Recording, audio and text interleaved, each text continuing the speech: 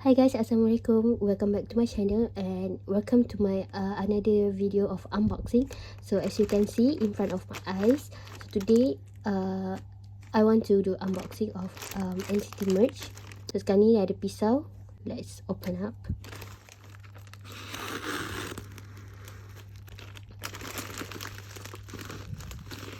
So this saya beli from carousell and with very affordable price.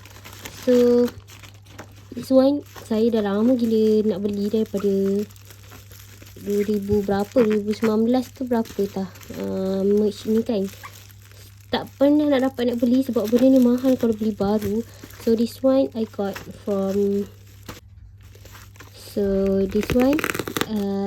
I got from the carousell with the very affordable price.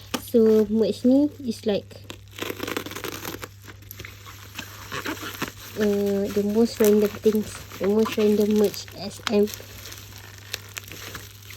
have buat saja je. SM nak duit buat juga caption.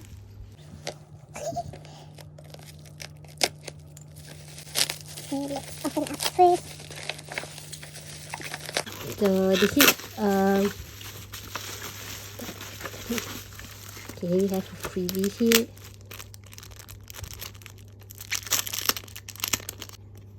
So ada freebies.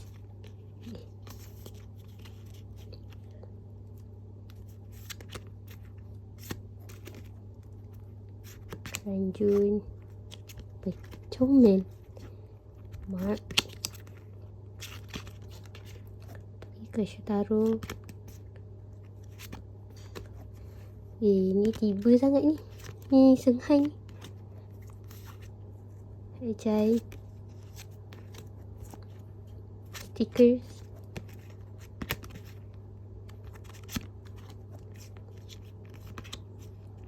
Mark lagi. Ajai. Okay. Then have stickers. Let's continue. Open up.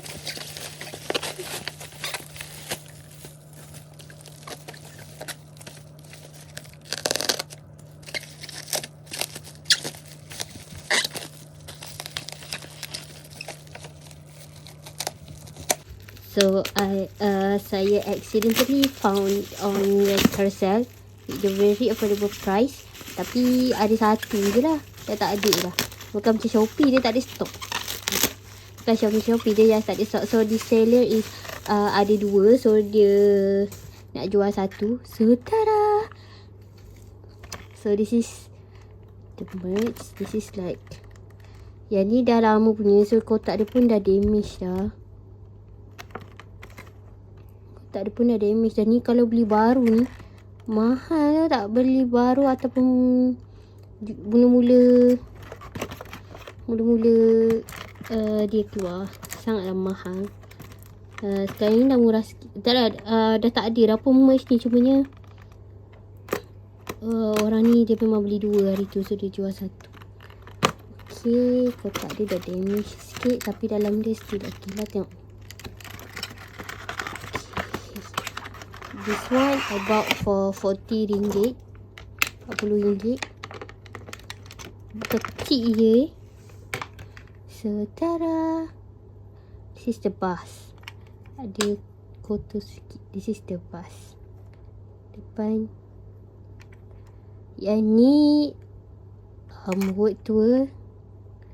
Jaehyun handsome gila. Okay, belakang. Ni atas, bawah, macam tu je lah. Pintu pun tak boleh buka. Yes, boleh. Okay. So kalau beli yang dengan kat stores yang awal-awal tu, dia akan ada photocard lah, tapi photocard dia mahal. So yeah, that's it.